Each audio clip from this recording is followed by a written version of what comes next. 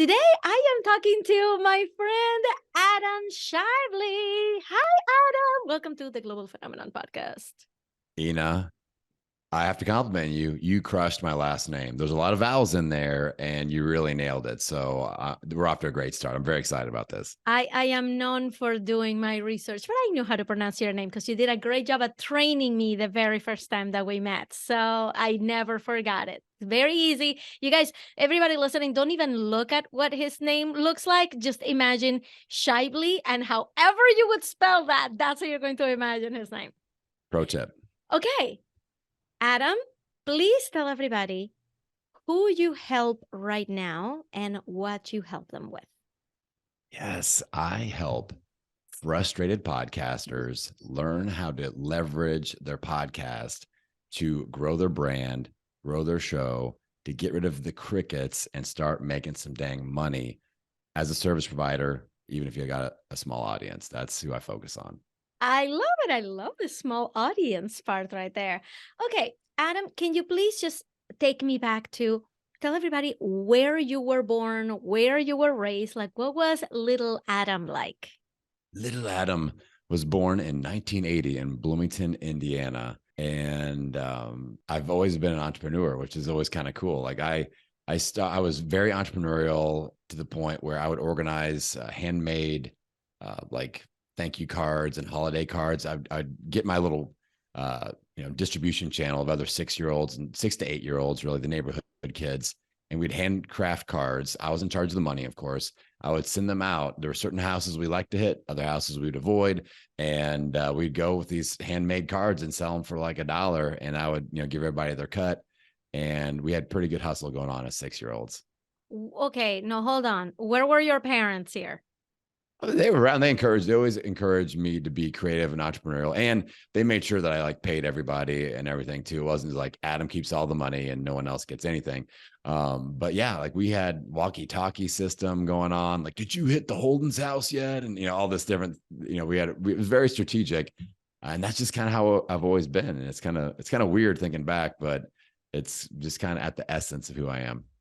What do you remember from your relationship with your parents back then? This is a great question because one of my clients just hit me up because he's doing his 100th episode and he wants to talk about relationships with parents and fathers. So I just sent him some audios. This is very top of mind. But I remembered a story from my dad. And he is a retired pharmacist now, but he was a pharmacist. And back in the day, your pharmacist was kind of like your doctor. Like you had a pharmacist. It wasn't like I go to the drugstore and whoever's there is there. Like you had a person that you went to. And I remember he would take me to basketball practice and we would be done with basketball practice and it'd be like 8 or 9 o'clock at night. And he'd have all these bags of medicine in his truck. And we would drive around after practice and he would drop off bags of medicine to his customers that couldn't physically get to his pharmacy. So people that were in like wheelchairs or people that just didn't have a car or people that were really sick or for whatever reason. And that has always stuck with me. And as somebody that's a service provider, I was like, that is customer service. So that was something that really stuck out to me. What do you feel like was the one thing that your father always made sure that you knew? Was there like a lesson that he always kept hammering in your head over and over? I think just like showing up and doing the right thing, which is always a good lesson. But on top of that, he was on me like financially about stuff. And like my parents made me pay for things as a kid. One of the greatest lessons that I learned, one of the best parenting moves he made that I'm going to do with my kids, he made me pay for my first vehicle, my own money, work for it, mowing lawns, help me figure all that out, how to make money. And then he's like, you're 10, you got 8 years to save up until you get your license. If you mow X amount of lawns per summer, you'll have enough money. So then all of a sudden I'm figuring it out. And I bought a 1987 Ford Lariat truck that was ugly blue with an ugly tan camper, but it was mine. I paid for it in cash and I took care of that thing. When all my friends whose parents bought them brand new BMWs, wrecked them, totaled them, trashed them, didn't have, and those, I'm not gonna name any names, but a lot of those kids still living with their parents. Right. They're the 30 or 40-year-olds that haven't moved out yet because their parents kind of just paid for everything. And so I'm glad that my parents made me, it's kind of like the quote that you hear, hard choices, easy life, easy choices, hard life. And I think that they made me make hard choices earlier on, and that helped me develop an easier life later on. Can I ask you about that? Because I'm starting to see a parallel between that and creating good habits. Because if they were teaching you from so many years in advance to, hey, start saving for your car now, you had to have developed kind of a vision for where you were going and creating kind of like a why you were doing the thing then. As a kid, though, like this, here we are talking in our 40s about something that happened 30 years ago. But as a kid, how did you internalize that? Do you remember feeling like, oh, that is just so far away, this is a drag? Or were you starting to develop that kind of like habit awareness?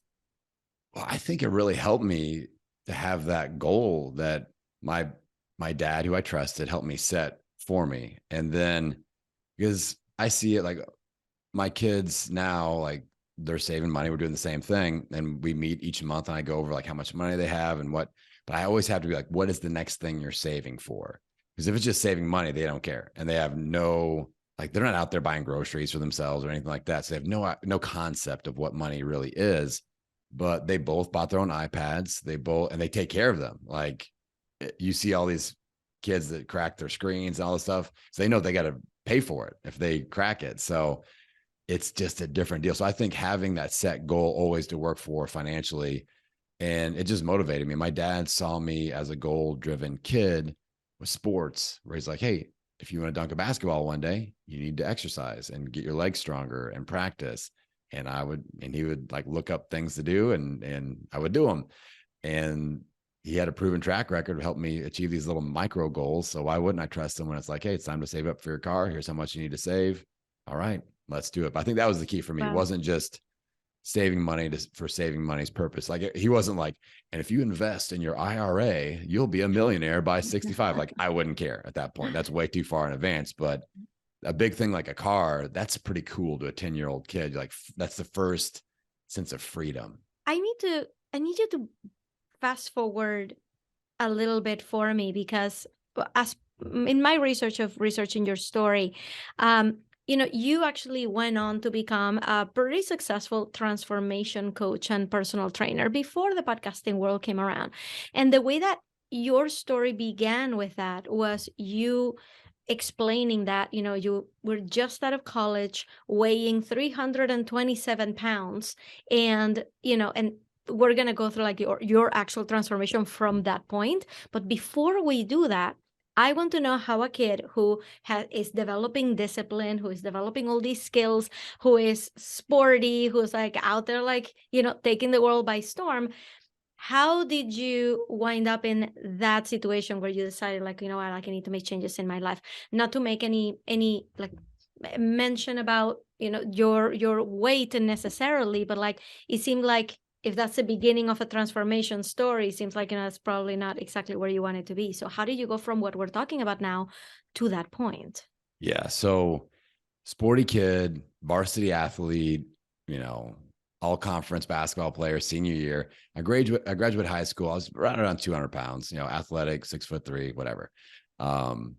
Stopped playing basketball in college. But I went to school to get my exercise physiology, my exercise kinesiology degree, because I wanted to be a strength coach. So I wanted to help athletes perform better, get stronger.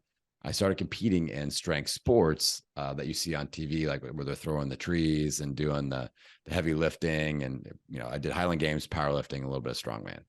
Like you And were like the guy that like the lifts the the stones and the whole thing. Yeah. oh So in that sport, it is advantageous to weigh more. So I was like, all right, I'm going to put on 20 pounds. So freshman year, 220 pounds, no big deal. But the combination of kind of getting into weight gain mode, heavy strength training, and not playing basketball, not getting as many calories burned, I put on 20 pounds a year throughout college. So by the time I graduate college, I'm 275 pounds, and then put on more weight the next 2 years after college. So I ended up weighing 327 pounds at the very top, very strong, top level strength athlete, but not healthy at all. Like just like too much body fat. And I just reached a point where I was like, I don't like being this large. I'm going to lose weight. And that's where my whole business, I was working with athletes and doing strength coaching, and I kind of got burnt out on that. And I was like, I want to help people get healthy. I need to start by getting healthy myself. So went on my 100-pound weight loss journey, and that kind of shifted things. And before we even get there, because I mean, we don't just wake up one day weighing 327 pounds and say, I think I'm going to transform my life over the next 5 years, right? Was there a particular trigger, something that happened that just like flipped the switch in your mind? Like what was different from the day before to the day that you decided to do this? Well, I was in a serious relationship with a fine young woman that is now my wife. And I What's her thought that name? her name is Marissa. And I was like, I think this is going where I think it's going. And I was competing in a Scottish Highland Games event in Colorado. And Colorado is at altitude. So when you're at altitude and you weigh 327 pounds, you don't feel so good. And I remember walking around and just having a hard time getting my breath and just feeling like not an effective human, you know? Mm-hmm. And honestly, the sport of Highland Games, you have a lot of equipment and things. I left all of my equipment in the hotel room.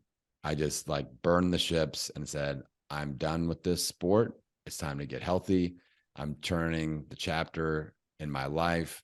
I'm going to create a stronger relationship with this woman. We're going to start a family, and I need to be around for that family. So it's time to make health a priority and thinking long term. Let's talk a little bit about that, because this is a part that gets extremely impressive, which is it wasn't just, I think I'm just going to go on a diet. It was you developed a 5-year plan and mapped out what that journey was going to look like knowing that it's going to be hard, knowing that you have to take the baby steps. You had a lifestyle rehab statement that you read every single night. Can you just please tell us about what setting up that process was like? Yeah. So as I started to research, like just making that mental shift and getting healthier, this was the time that the DVD, back in the age of DVDs, The Secret, The Law of Attraction came out. Yeah. So I ended up watching that. And that was the first time I've ever been in front of personal growth material, like ever. The only reading I did was like Sports Illustrated swimsuit edition. Like that was the reading that I would do. And I wasn't worried about anything else. So it was just new. And I was like, wow, this is really refreshing that I can control what happens in my life. I'm not just aimlessly floating around. So I sat down and I wrote out my statement that I wanted to find a definite purpose in my life. And I set the date, which was 5 years from the day that I wrote it. And I wrote out goals, but I wrote them as if they had already been accomplished. And I committed to reading that statement out loud and believing it and putting emotion into it every day until either all the goals were accomplished or that date passed. And these were things like, I want a 5,000 square foot training studio. I want to have 100 clients. I want to have 10 employees. I want to make X amount of money. I want to be married. I want to have a family.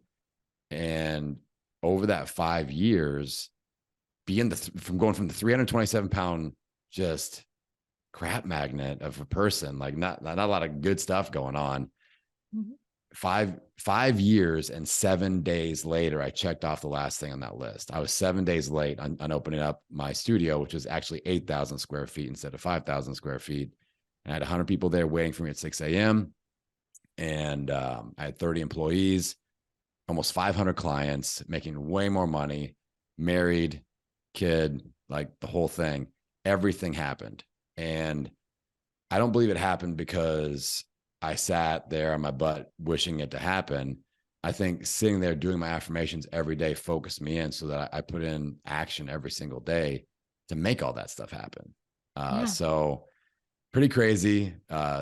7 days off on the goal that I set 5 days. That was just or 5 years prior. That was just a blind number, just I put out there. But yeah, pretty crazy that it all happened. Do you think that it takes a particular person to have that kind of discipline? What would you say to someone who's listening right now, who's like, man, that sounds great for Adam, but I have no idea how this would work for me. What do you tell that person? I think the key to me is, in my story and the way I tick, is I have to find a big enough why. And if, I always tell people, whether it's business, weight loss, whatever, finances, getting out of debt, if your why is bigger than the sum combined force of all the why nots, you're going to achieve the goal. And so if you are like, I want to make 6 figures as a service provider, as an online coach, okay, all the why nots are going to happen. Your family's going to tell you it's dumb. Your Instagram account's going to get hacked. Your email lead magnet that you spent 10 years building is going to suck. Like, all the things are going to happen. But if your why is big enough, you keep going, because that all the why nots don't matter, and you just keep going. So for me, I always develop that big why. So with the health and weight loss journey, I'm imagining the life with my wife, with my kids, being there, doing what I'm doing now. I was imagining that, and that drove me to get up, get my big butt on that exercise bike, or, eat, push the pizza to the side and eat something healthy instead. Or with my business, like, I have a 3-day work week now, and I make way more money than I ever have in any entrepreneurial venture that I've ever had. And that is a huge why, where I'm able to be the dad and coach the teams and take them to school. And, the kids are off school, I'm home. Got it. No problem. My wife has her career. I can be at home and do what I do and still do all the things that I do. But that why drives me even when all the crappy why nots happen. This was another part of your story that I really found fascinating, especially from a workaholic who always gets pulled into a million different directions, right? You've described this as, like, you can take 2 days off in the entire week, but in the beginning, when you started learning that process of starting to delegate, make sure your business can work even without you, so that you can take 2 days out of the week off. In the beginning, you explained saying, it was actually hard to figure out what to do with that time, because I used to fill that time with work. And now that I'm forcing myself to not work that day, it's like you wake up and like, what do I do now? Please educate me on what it was like to discover what to do with that time. Okay. So first, like, we need to clearly define what we're talking about here. So what we're talking about is working less, like non-work time, non-work days. And this is huge. It's a huge concept that's very important. I feel like so many entrepreneurs are working themselves into an early grave by chasing infinite amounts of income. Like, their goal is make as much money as possible. And my question is, why would you want to do that? Is it worth it? To motivate yourself to start taking days off, what I tell people to do is go, like, this is an exercise that I do. At kind of towards the end of a year, I go, okay, what is my ideal lifestyle going to cost me next year? Like, how much do I need to pay myself? Not just how much does my business bring in, paycheck money to Adam. What do I need to be able to do there? And I estimate that out. And then I go, okay, this is the amount that I need to earn this year. How many hours a week do I need to work to earn that amount? And that's all that I work. So once I do that, I stop working. Like, I already defined ideal. So why do I need more than ideal?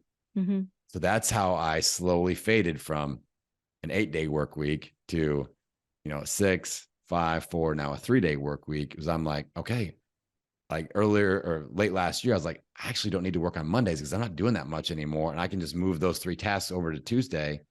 And now I don't work Friday, Saturday, Sunday, Monday.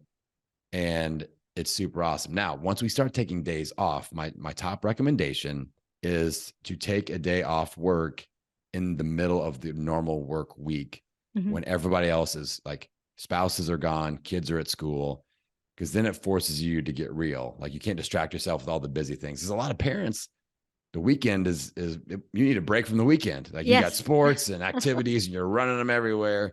So I like to have kind of some me time during the week when everybody else is gone. Yeah. And this is going to force you have to figure out what you want to learn about. My days that I'm not working, I'm like, what do I want to learn about? Because I'm again, goal driven. How do I fill up this day? So I'm as busy or busier on my non-work days than I am on my actual entrepreneurial work days, Tuesday, Wednesday, and Thursday. So I'm learning about cryptocurrency. I'm a basketball coach. I'm learning about like plays and defensive strategies. And I'm coaching basketball for several hours a week. I do strength training with my children. I'm cooking all their meals. I've become such a better cook, and like I make food taste better for the kids. I'm one of the only dads at the pick up and drop off line, 100%. I take so much pride in that. Like all the little parent meeting things, I'm like, me and all the moms, here we go. So what do you want to learn about? Like, what are you curious about? Do you want to learn a new language? Maybe you want to learn how to play the guitar, or you want to start painting. Like, what are all the things that you would want to do if you could do anything that you want? Now, there is a honeymoon period where you start taking free days and you sit in your underwear and watch Game of Thrones all day. That will happen. That's natural for everybody. But once you get past that, then you start going, all right, now how do I personally develop myself with my non-work time? And then the beautiful thing that happens, Ina, is that when you do start to work, you are refreshed, you are creative, you are just turned on, dialed in, unstoppable. So I get way more done in 3 days now than I ever did working 80 hours a week, just stressing myself out. I love it. Well, how now we have to like get back to your story. You have a studio where you're training people, you're a personal trainer, you're a transformation coach, everything is working out. How did you get to the podcasting world?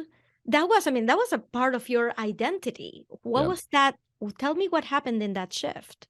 So I started listening to podcasts in the mid, 2013, 2014. And I always had looked at opportunities. So I was kind of burning out. I'm like, I can only handle so many in-house clients. I don't want to have 1 million employees. I didn't like having any employees, really. I was like, oh, this is not where I like being. My business just grew so fast. I had to hire people on and delegate. Mm-hmm. So I was like, I'd like to expand my impact. I love podcasts. I've got a good radio voice. So let's test this out. Mm-hmm. And I started recording episodes for what became the $1 Million Pound Mission podcast, and just started putting things out there. As I'm still a gym owner, still doing all the things. And I fell in love with it because I started to build an international audience slowly, very painfully. I made $37 my first 3 years as a podcaster, really bringing it in, just a little bit over $10 a year. We're doing pretty good. Nice. So but then I started to figure it out. I started to do online challenges that converted over. Like my first ever funnel, you're going to love this, Ina. I did a 5-day Facebook live challenge called the Hello Abs Challenge. I was like, I'm going to go live on my Facebook group. I'm going to do a little ab workout, and I'm going to pitch this $37 offer. And because somebody bought my $37 course, that was my first $37 I made. I'm like, ooh, let's figure out how to reverse engineer this. So I did my challenge. I'm like, I'm going to sell the $37 thing. At the back edge of this challenge, I sold 100 and something of those 37. So I made $3,000. And I was like, easiest, most fun money I've ever made. That was awesome. Mm-hmm. So then I started to reverse engineer that. I'm like, I need to have a more expensive challenge. So I went to a $97 course. Next time I sold another 100 of those. So I made $10,000 with this little 5-day challenge. I'm like, OMG, this is way better than slaving away at the gym all day long. So I started to kind of make transition plans eventually at the end of 2019. So I started my podcast at 2015. So I was doing both for 4 years, mm-hmm. and then transitioned to full-time podcasting at the end of 2019. Sold my gym and the facility right before the pandemic started, which was a stroke of luck. Wow. And then I've been full-time ever since 2019, and really faded into the podcasting business school brand because all my health podcaster friends started going, I see you're making money at this, aren't you? I'm like, yeah. Can you help me make money at this? Yes, I can. Can you help me? Because I did like 500,000 downloads with that show. I'm like, can you help me grow it like you have? Yeah, sure. And people started paying me. And then, the light bulb really went off. I was like, wow, people will pay me so much more to help them make money than they will help them get healthy. It's insane. And it doesn't make any sense, but facts are facts. I was like, somebody will pay me $5,000, no problem. If I teach them how to make $10,000, they will struggle to pay me $50 a month for a health membership. So we need to transition. So after I sold the gym, did the health podcast for a couple more years, then sold that brand. And now I'm full-time podcasting business school, just helping my pod pals. And things are going great. And Can I just ask you this? Because it seems like, okay, this is a kind of like an idyllic situation, right? Like, I am here, I own my gym, I am successful, I find podcasting, I like that better. I'm going to sell my gym before the pandemic. Everything is too idealistic. I want to know, was it a hard decision to leave your clients, to leave the thing you had built over the past decade or so, right? Like, what was that decision like? Yeah, I mean, it was tough. It was scary on a couple fronts. One, I had relationships with those people. Like over a 5-year period, I helped my hometown lose 35,000 pounds. So tremendous life changing transformations. I was really damn good at what I did. Mhm. Um, but as I started podcasting and as my children started to grow up, I was like, I don't see this gym lifestyle and the dad lifestyle I want to live coexisting. I Mm. worked myself into the hospital 3 different times, passing out, anxiety attacks, just having 500 plus clients and 30 employees. That was never what I wanted. So I kind of started falling out of love with that. Mm. The thing that really pushed me over was I started getting a lot of negative feedback and non-support of my online adventures, where we had like the little suggestion box and I would get mean notes like, get the hell off Facebook and get back in the gym. Like stuff, people like Wow. hating Come on me on. doing things, trying to be an online expert to build this online brand and help more people, and I get it. I try to look at other people's perspective. And if you coach somebody through a life-changing health journey, their biggest fear is that they will regain all the weight. And they Yeah. saw me as the insurance policy. So if they have that fear of losing me, then that makes them act a certain way sometimes. So I get it. So, for that person listening right now who has been thinking about starting a podcast but doesn't really know if it's going to be for them, what do you think is like the main thing they really need to know before they dive in? Well, I think to develop your why, if you're a service provider, if you're an online coach, an online consultant, which is, somebody obviously that Ina does a fantastic freaking job with, if you're in her world, then you're going to be leveling up in that perspective. Having a podcast could be one of the greatest business superpowers that you could give yourself, where you get to be the literal voice of reason and be the expert in their ears as often as you would like. So I call it building a community to client bridge. Like you develop expert positioning, you become people's go-to person, their source of information on a certain topic. And you're very top of mind so that when the life circumstance pops up, when they're ready to solve a problem and you are the person that solves it, you're their person.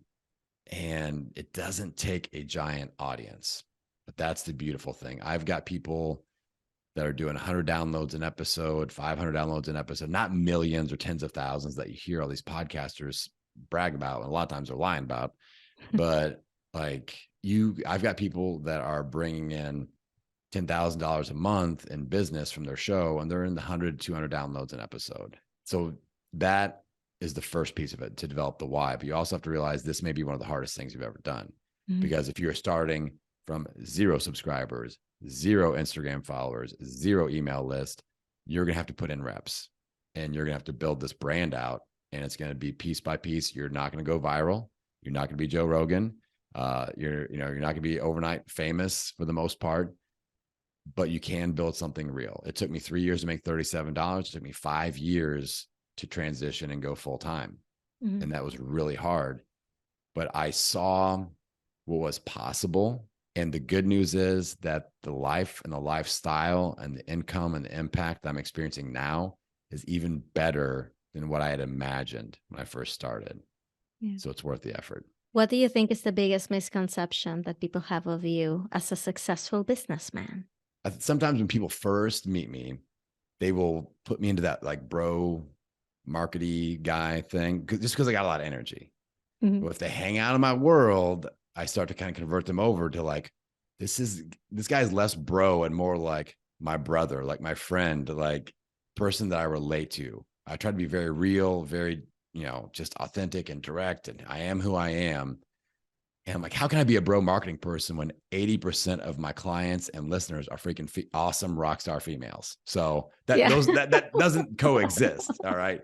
So I know like Ina's not hanging out with like bro marketing pushy people type of Yeah. person. So, you know. And I can attest to that because I really believe you're one of the realest people that I've ever met out there. You know, like when you click with someone, like you and I don't spend a lot of time together, Adam, but I feel like every time we catch up, I feel like I've known you forever. Yeah. Like, Yeah. right? So yeah, I want you to know, like you have a friend in me. Even though, like, you know, we don't get to talk very often. This is actually kind of nice. Like get to like, ask you all these questions. But I totally attest to that. You're not a bro, you're my bro. There we go.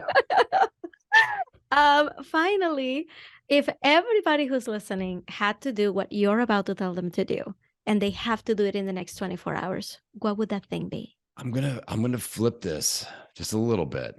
All right. And you've seen me do this before. So you may know what's coming. I've got this thing that I call the implementation alarm challenge. And I do this from stage. I do this when I speak on other people's podcasts. So instead of me telling you what to do, I think that I hope that maybe you had some sort of aha moment as you listen to Ian and I have this conversation. And what I'm going to tell you to do is on your phone, set an alarm for 24 hours from right now. And before that alarm goes off, I would just want you to do something that's in alignment with that aha moment. So maybe you're like, I need to write down my definite purpose statement, or I need to write down 20 topics that I could talk about on my podcast, or I need to reach out to Ian or reach out to Adam. Like just set that alarm and do something that's in alignment before that alarm goes off, and hold your. And so what's going to happen to most people is that alarm's going to go off at 1:51 in the afternoon, and the next day and you'd be like, why is my phone alarm going off? And you'd be like, Adam. So it's a sneaky way to get you to remember me again. But it's, you know, if you're listening on your phone, which most people do, then this can actually work. It's going to cause you to hold your own feet to the fire and actually implement on something that you learn. Because, you know, Ina is putting out great information on her show, but it's not just for entertainment. If you don't implement, then you're just sitting back and just going, oh, you know, the action step isn't listen to the next episode and consume all the episodes. It is do something from the episodes you're listening to.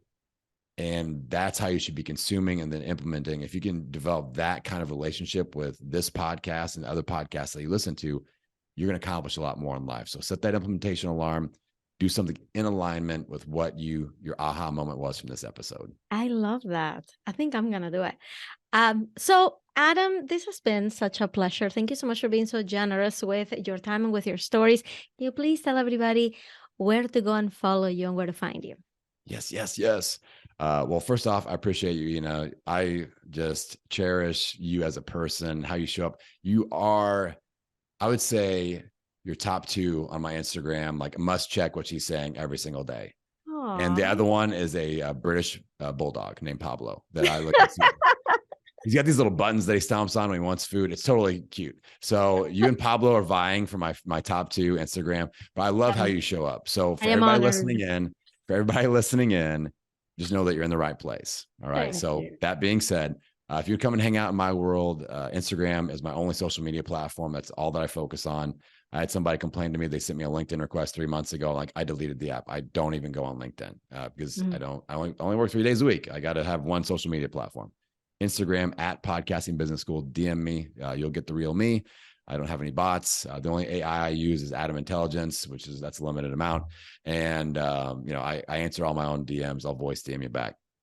Adam Intelligence. I just got it. Adam Intelligence. Get it? AI. Get it? It's a limited resource. So then if you want to check out my website is podcastingbusiness.school. I've got a lot of great free tools for podcasters on there. I do a monthly PodPal Zoom party. Any podcasters are welcome on there.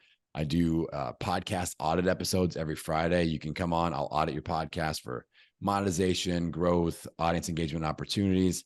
And I've got a pretty cool little tool called the Podcast Growth Scorecard that you can use to help get over that 1,000 downloads per episode mark. All that's on the website.